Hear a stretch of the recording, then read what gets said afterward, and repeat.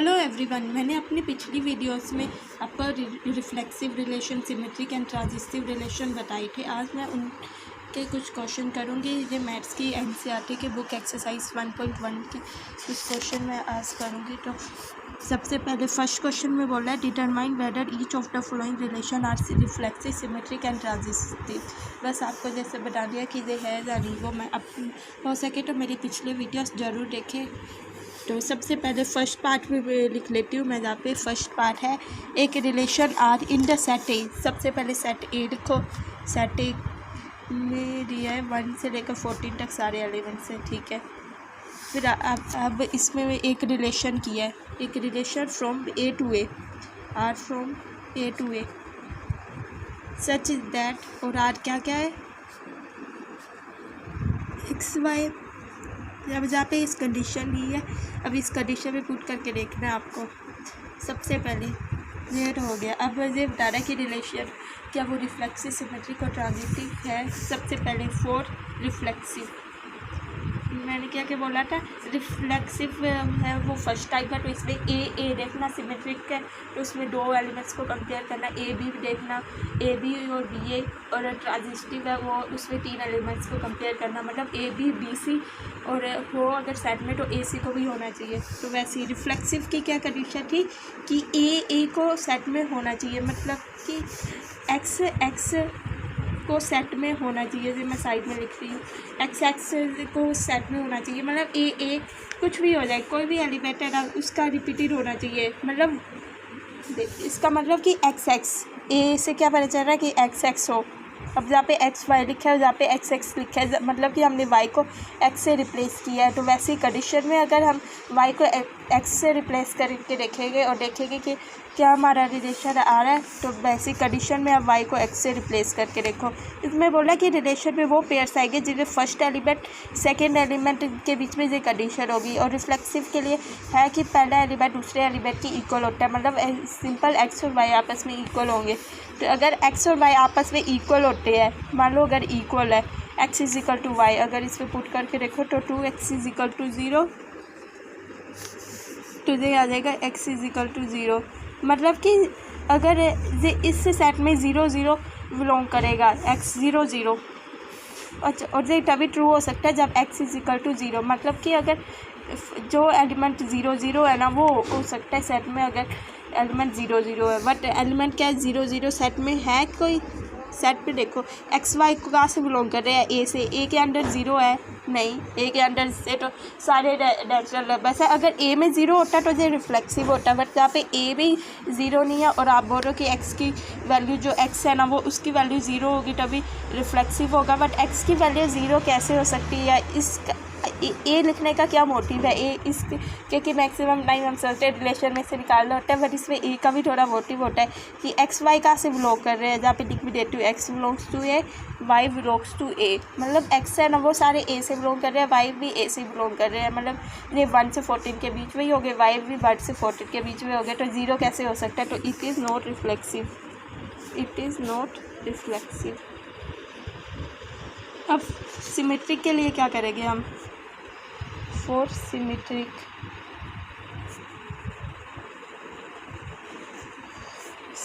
के लिए मैंने बोला था ए बी, और अगर ए बी हमारे सेट में होना रिलेशन में तो बी ए को भी होना चाहिए। जिस साइड में लिख देती हूँ क्या कंडीशन थी, मतलब अगर एक्स वाई सेट में आ रही हो तो वाई एक्स को भी होना चाहिए। अब ये कंडीशन के थ्रू ही चेक करके बताऊँगी। मतलब अगर एक्स वाई कंडीशन में है ना, अगर मान लो अगर एक्स वाई है ना वो रिलेशन के अंडर है, ये हम तो मतलब कि ये ट्रू होगा। अगर एक्स वाई इसके अंडर है ना, ये तो ट्रू होगा। इसे फर्स्ट मान लो इस ट्रू, मतलब कि ये ट्रू है, इसे गिवन भी कर सकते हैं। ये मान लो ए भी हमारा इसके अंडर है, एक्स वाई लगा लो, ए बी को एक्स वाई की तरह करो तो ये हमारी ट्रू है। ये पहली कंडीशन तो आ गई। अगर ऐसा आ रहा है ना सेट में तो बी ए को भी होना चाहिए, सिंपली वाई एक्स को भी होना चाहिए, मतलब वाई एक्स को भी होना चाहिए। मतलब एक्स को वाई से रिप्लेस कर दो, वाई को एक्स से रिप्लेस कर दो, कंडीशन में पुट करके देखो कि क्या आ रहा है। ऐसा जानी अगर एक्स को वाई से रिप्लेस किया 3y, वाई को एक्स से रिप्लेस किया 0। अब ये आ गई हमारे पास सेकंड कंडीशन। हमें ये अब सेकंड कंडीशन है ना, हमें सेकंड कंडीशन है, अब ये गिवन नहीं है, ये फर्स्ट वाली है ना वो ट्रू है, फर्स्ट वाली ट्रू है, मतलब कि हमें फर्स्ट वाली और सेकंड वाली, फर्स्ट वाली ट्रू अगर हमें दी है तो क्या ही हम इससे ऐसे सेकंड इक्वेशन प्रूव कर सकते हैं। फर्स्ट क्या है, सिंपली इम्प्लाई करता है ऐसा होगा, सिंपली आप समझ रहे हो ना मेरी बात, मतलब ये फर्स्ट हमें गिवन है, लेकिन जो सेकंड है वो ट्रू जरूरी नहीं ट्रू है, यानी अगर ट्रू होगी तो वो सिमेट्रिक होगा, अगर नहीं होगी तो ये नॉट सिमेट्रिक होगा। अब ये कैसे प्रूव करेंगे, जो फर्स्ट है गिवन है, इससे ही यूज़ करके देखना है कि क्या ये हमारी ट्रू हो सकती है। तो सबसे पहले जहाँ से अगर हम किसकी वैल्यू ले, y की वैल्यू को अगर हम पुट कर दें तो y की वैल्यू क्या है 3x, अगर y की वैल्यू पुट कर दे फर्स्ट से, put y from first, y की वैल्यू फर्स्ट इक्वेशन है ना वो गिवन है, और सेकंड को हमें प्रूव करना है, तो सेकंड को प्रूव करने के लिए LHS और RHS का यूज़ करेंगे, तो LHS वाली ले ली। अब LHS में 3 माइनस एक्स था, अब y की हमने ऊपर वाली से वैल्यू ली तो y की क्या आ रही थी 3x, तो y की value 3x is equal to y, तो y की सिंपली 3x आ गई थी फर्स्ट इक्वेशन से। अब y की वैल्यू जहाँ पे पुट की 3, y की वैल्यू क्या लिखी थी 3x, तो यहाँ पे 9x आ गया। समझ आया 9x कैसे आया, माइनस x, तो 9 में से 1 के 8x आ जाएगा, तो 8x इज इक्वल टू 0, मतलब कि ये कंडीशन तभी ट्रू करेगी जब x की वैल्यू 0 होगी, पहले वाले की तरह, मतलब कि ये नॉट सिमेट्रिक है, इट इज़ नॉट सिमेट्रिक। और सिंपली एंटी सिमेट्रिक भी लिख लो तो वो सेम ही चीज़ है, नॉट सिमेट्रिक और एंटी सिमेट्रिक सेम है, not it is not symmetric. ये हो गई हमारे सेकंड भी। अब इसकी थर्ड कंडीशन चेक करेंगे कि ये ट्रांजिटिव है या नहीं। थर्ड फोर्थ ट्रांजिटिव के लिए थोड़ा सा कॉम्प्लिकेटेड होता है बट ठीक होता है। ट्रांजिटिव के लिए मैंने बोला था अगर ए बी सेट के अंदर है एंड बी सी सेट के अंदर है तो सिंपली ए सी को भी आर के अंदर होना चाहिए। अगर ए सी होता है तो मतलब कि वो हमारा ट्रांजिटिव रिलेशन है। अब सबसे पहले ए बी ये हमें गिवन है, जो गिवन है ना उसे पुट कर दो कंडीशन में और वो इक्वेशन मान लो और वो ट्रू होंगी हमारी, ठीक है। जो गिवन होता है वो तो ट्रू होता है, जो हमें प्रूव करना है वो थोड़ी वो ट्रू हो भी सकता है यानी वही हमें प्रूव करना है। तो फर्स्ट ये वाली तो हमारी ट्रू हो जाएगी कंडीशन और हमें इन दोनों से यूज़ करके ये वाली निकाल दी है। तो ए बी, अब आप सोच रहे हो जहाँ पे बी सी कहाँ से लाए, पहले तो एक्स वाई करके कर लिया था। अरे बी का मतलब कि फर्स्ट को एक्स है ना उसे बी मान लो, सेकंड को सी मान लो और इसमें सेकंड को बी मान लो। तो इसमें कंडीशन क्या थी 3x minus y is equal to 0। पहले इस फर्स्ट एक्स को हमने ए मानना है ना, तो 3a, वाई को हमने बी मानना है इज इक्वल टू 0। ये फर्स्ट आ गई, ये सेकंड। अब सेकंड क्या आएगी बी और सी, मतलब कि एक्स को इस बार बी मान लो, वाई को सी मान लो। तो एक्स को बी मान लेंगे हम, तो एक्स को बी मान लिया हमने और वाई को हमने मान लिया सी, ये सॉरी ये बी है, ठीक है। ये आ गई सेकेंड इक्वेशन, ठीक है। अब ये दोनों इक्वेशन है ना वो ऑलवेज ट्रू या गिवन लिख लो, ये ऑलवेज ट्रू। ये अब इन दोनों इक्वेशन का यूज़ करके ना थर्ड वाली इक्वेशन निकालनी है। और थर्ड वाली इक्वेशन क्या है, थर्ड वाली इक्वेशन है अगर थर्ड वाली इक्वेशन को ए सी एक्स वाई के पेयर में करो तो थर्ड इक्वेशन क्या आएगी 3a माइनस वाई की वैल्यू सी है, एक्स की वैल्यू ए है। अभी ये प्रूव करना है, ये जहाँ पे प्रूफ ये वाली प्रूफ करनी है। अगर ये प्रूफ हो जाती है तो वो ट्रांजिटिव होगा। तो फर्स्ट और सेकंड को कैसे करेंगे 3a minus B 3b minus सी। अब यहाँ पे सबसे पहले अगर मैं इन दोनों इसे 3 से वो कर दूँ, हमें तो पहले इसमें बी नहीं चाहिए ना, तो सबसे पहले हो सके तो बी को एलिमिनेट कर दूँ तो क्या हमारा आंसर निकल सकता है, प्रूव हो सकता है। हाँ, क्योंकि अगर मैं इसके लिए अगर मैं ऊपर वाली इक्वेशन को 3 से मल्टीप्लाई कर दूँ और फिर माइनस ऐड कर दूँ तो हो सकता है। तो इसके लिए सबसे पहले इसे 3 से मल्टीप्लाई किया, मल्टीप्लाई इक्वेशन फर्स्ट फ्रॉम 3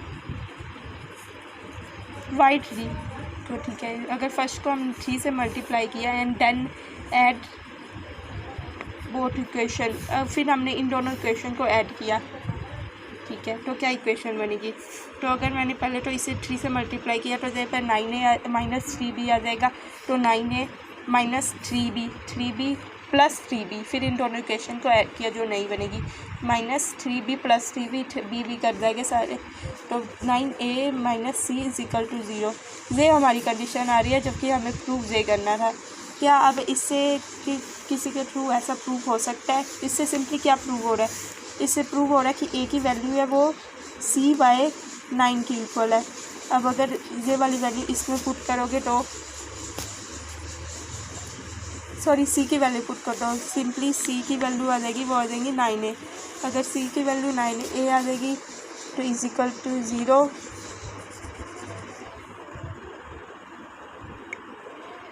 तो 3a माइनस 9a, तो इसके भी सिंपल वही आ जाएंगे, ये -6a इज इक्वल टू 0।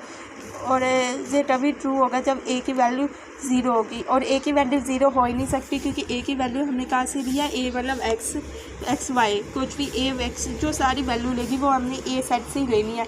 ये सब लिखा नहीं होगा बट आपको समझ ले रहा है, एक्स वाई है वो हमेशा ए से ही बिलोंग करेगी क्योंकि रिलेशन ही हमारा ए से है। तो ए की अगर सेट में 0 होता था तो बात से सेट की हो सकता था, बट सेट में 0 ही नहीं है तो मतलब कि ये ट्रांजिटिव भी नहीं है, मतलब कि ये कुछ भी नहीं है। ठीक है, ये फर्स्ट पार्ट तो हो गया। अब बाकी पार्ट्स में मैं एक्सप्लेन नहीं करूँगी, सीधा क्वेश्चन करूँगी। ठीक है, ये तो फर्स्ट पार्ट हो गया। हो सके तो बाकी पार्ट्स आप खुद करने की कोशिश करें। मैं आज सिर्फ आपको ये इसके 3 पार्ट्स करवाओगी, लास्ट पार्ट आप लास्ट के 2 पार्ट्स है वो आप खुद करना। ठीक है, अब इस सेकंड में क्या बोल रहा है, सेकंड में बोल रहा है relation R in the set to N. मैं सिंपली लिखते जाती हूँ इस बार में, सिंपली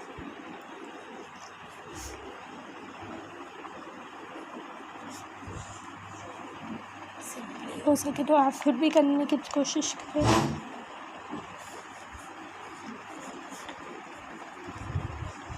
सारी कंडीशन को ध्यान से रखना, तो कंडीशन में पुट कर, अगर आपको कंडीशन चेक करने में थोड़ा सा वो हो रहा हो कि वो नहीं आ रहा तो सिंपल कंडीशन में सारे नंबर्स डाल के पुट करके देख भी सकते हैं। जैसे कि वो फिर सेट से कैसे देखते हैं वो तो मैंने आपको पिछली वीडियोस में ही बताया है। मतलब कि अगर हमारी इसमें कंडीशन क्या थी, इसमें कंडीशन थी हमारी 3x minus y is equal to 0, और x की पहले तो x की वैल्यू पुट करते जाए, x की वैल्यू 1 पुट करती जाए तो किस सेट में क्या क्या वैल्यू आ रही है 1, तो y की क्या वैल्यू आ जाएगी, y की वैल्यू आ जाएगी 3।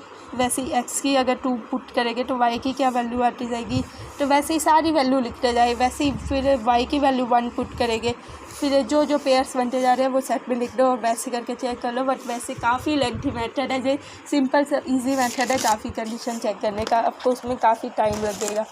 तो ये मैंने जहाँ पे रिलेशन आया है जहाँ से सिंपली है, जहाँ पे लिखा नहीं है बट सिंपली समझ लेना कि रिलेशन एन सी होता है तो एक्स है वो एन से बिलोंग करेगा, वाई भी। ठीक है, अब सबसे पहले 4 रिफ्लेक्सिव। अब ये ऐसे ही बताओ ओरली के क्या ये रिफ्लेक्सिव होगा या नहीं। रिफ्लेक्सिव के लिए वाई और एक्स को आपस में इक्वल कर लो, मतलब कि एक्स और एक्स को सेट में होना चाहिए, एक्स वाई को सिंपली एक्स से रिप्लेस कर दो, तो x is equal to x plus 5।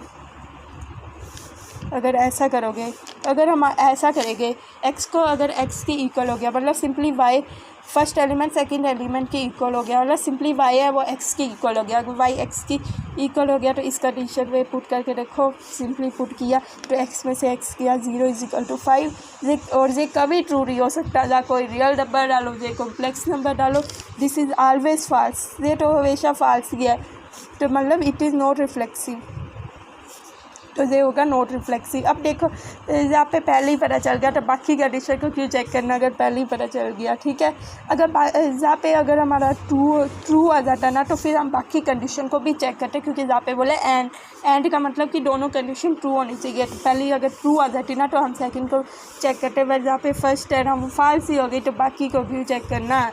ठीक है, और एंड और से आप मतलब तो समझती हो, एंड का मतलब कि दोनों ट्रू होनी चाहिए और मतलब कि एक ट्रू होनी चाहिए। अब सिमेट्रिक के लिए एक्स वाई और वाई एक्स, मतलब कि अगर इक्वेशन पुट कर देनी सिमेट्रिक के लिए, मतलब कि अगर if x y belongs to R, मतलब अगर ये वाली कंडीशन हमारी ट्रू हो, अगर एक्स वाई है वो आर को बिलोंग कर रहे हैं ना तो वाई एक्स को भी सिंपली, इसका क्या मतलब होता है, ये मैं साइड में ऐसे ही लिख रही हूँ आपके समझने के लिए, सिंपली अगर आपको समझना हो। अगर एक्स वाई हमारे रिलेशन में तो वाई एक्स को भी होना चाहिए, मतलब कि एक्स को वाई से रिप्लेस कर दो, वाई को एक्स से। ये फर्स्ट इक्वेशन ऐसी है, ये ट्रू है, ये गिवन है। ठीक है, कंडीशन है ना, फर्स्ट है कि अगर एक्स वाई हमारे आर के अंडर है, अगर एक्स वाई आर के अंडर है तो ये तो ट्रू ही होगा, क्योंकि एक्स वाई आर के अंडर तभी होगी जब एक कंडीशन ट्रू होगी। और सेकंड वाली भी लिख लो, सेकंड को लिखना भूलना मन। And x is equal to 4, जहाँ पर एक ही है तो एक्स वाई को ही लिखने का वो ही नहीं है, ठीक है। तो एक्स की वैल्यू 4 दे साइन में, अगर वाई होता तो इसमें भी वाई वाली कंडीशन पुट करते, ठीक है। अब हमें क्या करना है, वाई को अब एक्स से रिप्लेस कर दो, वाई को एक्स से रिप्लेस कर दो। सारे जो भी दोनों इक्वेशंस है ना उनमें एक्स को वाई से वाई को एक्स से और एक्स को वाई से रिप्लेस कर दो। Replace x to y and y to x, ठीक है। ये फर्स्ट में कर दिया। और एंड वाली में भी करेंगे, क्योंकि एक्स को वाई से रिप्लेस करना है ना, तो जहाँ पे एक्स लिख रहा है वाई लिख दो, वाई को लिखे बोला वहाँ पे एक्स लिख दो। जबकि फर्स्ट में क्या किया था, फर्स्ट में हमने ए को ही रिप्लेस किया था, दोनों को करेंगे, ठीक है। तो ये हो गया हमारे पास। अब हमें ये प्रूव करनी है, तो फर्स्ट और सेकंड का यूज़ करके फर्स्ट और सेकंड का यूज़ करके ना थर्ड एंड फोर्थ प्रूव करनी है। अगर ये प्रूव हो जाती है तो वो सिमेट्रिक होगा। तो सबसे पहले y is equal to x plus 5 है, तो सिंपली क्या फर्स्ट सेकंड का यूज़ करके हम ऐसे ही प्रूव कर सकते हैं कंडीशन। आप खुद सोचो क्या है। और ये नंबर हमें कहाँ से कहाँ तक लेने हैं, नेचुरल नंबर, जहाँ पे ए मैंने बताया नहीं, लेकिन ये वो जो सेट है ना एन आर, वो नेचुरल नंबर्स का सेट है। जो आर रिलेशन के एक्स वाई है वो नेचुरल नंबर होने चाहिए। तो ऐसे कंडीशन से क्या ये प्रूव हो सकता है। अब जहाँ पे कंडीशन तो थोड़ी कॉम्प्लिकेटेड है, बट ठीक रहेगा, उसकी वैल्यू निकाल दो। मैं जहाँ पे एक्स की वैल्यू निकाल रही हूँ ना, आपकी मर्ज़ी, आप वाई की भी निकाल सकते हो, फिर उसी हिसाब से कंडीशन में पुट करनी है। तो एक्स की वैल्यू क्या है, y-5, तो y-5 ये हमने इक्वेशन फर्स्ट से पुट की। फिर सेकंड का भी यूज़ करेंगे, और एक्स की वैल्यू है वो 4 से कम होनी चाहिए, ये तो हमें पता ही है ना। वो y is less than 4, y की भी वैल्यू 4 से कम होनी चाहिए। अब जहाँ पे हमने जहाँ पे कोई x नहीं है तो वैल्यू क्यों पुट करनी है। अगर आपने y की वैल्यू निकाली है ना x के टर्म्स में, तो वैल्यू पुट कर देना। बट जहाँ पे हमने y की x जहाँ पे है ही नहीं, तो फिर क्यों पुट करना। और ये वाली कंडीशन है, ये भी सेकेंड है ना, वो ट्रू होनी चाहिए, ये ट्रू होनी चाहिए, ठीक है। और इसे प्रूव करवाना है हमें, ये तो पहले से ट्रू है ना, इसे प्रूव करवाना है। तो y-5 y+5 से क्या आप समझ रहे हो, तो y कैंसिल हो जाएंगे, तो 0 इज इक्वल टू 10, मतलब विच इज़ ऑलवेज फॉल्स, यहाँ पे अगर कोई भी वैल्यू लो, x की वैल्यू कम भी लो, y की वैल्यू 4 से ज़्यादा भी लो, ये ऑलवेज फॉल्स ही रहेगी। तो ये हो जाएगा नोट, ये जहाँ पे लिख दिया नोट सिमेट्रिक तो नहीं है। आप ट्रांजिस्टिव के लिए वैसे ही चेक करेंगे, 4 ट्रांजिस्टिव, और हो सके इस तरह से आप खुद करना। तो सबसे पहले एक्स वाई और वाई ए बी और बी सी में लिख लेती हूँ मैं, ए बी एंड सी में ये इक्वेशन लिख लो। जहाँ पे फर्स्ट एलिमेंट ए है ना, तो ए, इसका क्या मतलब, ए बी का मतलब फर्स्ट एलिमेंट ए है, एक्स ए है, वाई बी है, तो एक्स ए है और वाई बी है, तो वाई की जगह बी लिखा और एक्स की जगह ए लिखा। जहाँ पे मतलब दोनों को अलग, जहाँ पे अगर मैं x y and y z लिख देती तो आप कंफ्यूज मत हो जाते कि जहाँ पे तो एक्स वाई है तो आपने वाई जेड क्यों लिख दिया, क्योंकि वाई जेड का मतलब कि फर्स्ट एलिमेंट को वाई ले लो, सेकंड को जेड ले लो, कोई थर्ड नंबर, ठीक है। तो b is equal to a+5 आ गया and a is less than 4 से, बस सिंपल जहाँ पे a y b है ना उसे x y से रिप्लेस कर दिया। सिंपल अगर मैं x y लिखती ना तो भी यही होता। तो b is equal to a+5। वैसे ही अगर हम सेकंड वाली में भी पुट करेंगे, सेकंड वाली में फर्स्ट को b, x को b पुट करेंगे और y को c पुट करेंगे, x को b और y को c, तो y को c और x को b, और x को हमें क्या पुट करना है, b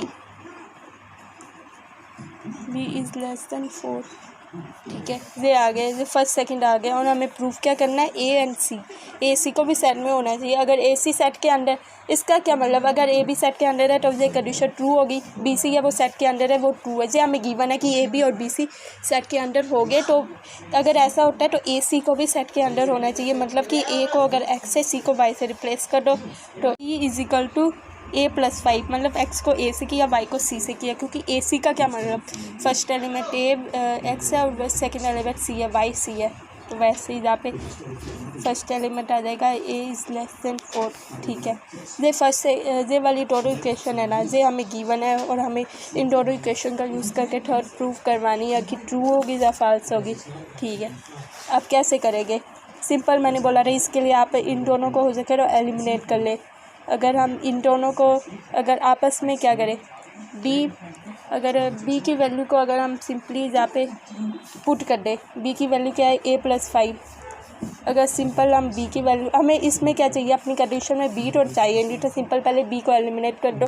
आप एलिमिनेट किसी भी मेथड से कर सकते हैं, तो मैं सब्स्टिट्यूशन के थ्रू कर रही हूँ। तो मतलब बी की वैल्यू हमने इस क्वेश्चन में पुट की।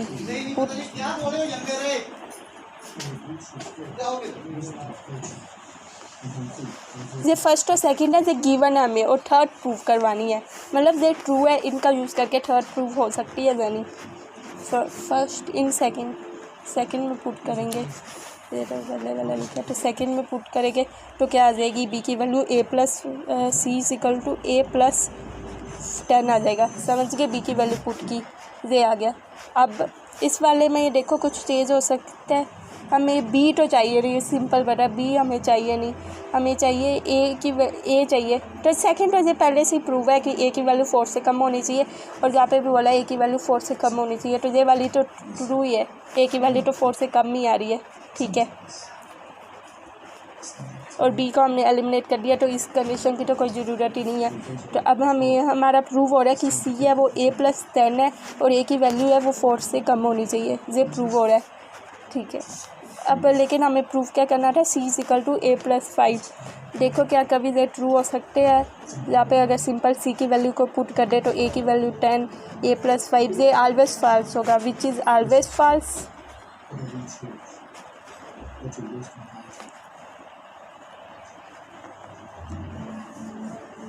ये कोई भी नंबर डाल दो, 0 डाल दो, कॉम्प्लेक्स नंबर भी डाल दो, रियल नंबर भी डाल दो, ये कभी ट्रू नहीं हो पाएगा। ठीक है, सॉरी, ये कभी ट्रू नहीं हो पाएगा, तो ऑलवेज फॉल्स, तो ये आ जाएगा नॉट ट्रांजिस्टिव। तो ये 2 पार्ट हो गए ना। अब थर्ड पार्ट मैं ओरली बताऊंगी ना, 4th 5th आपको खुद करना है। थर्ड पार्ट मैं ऐसे ही बता दूंगी।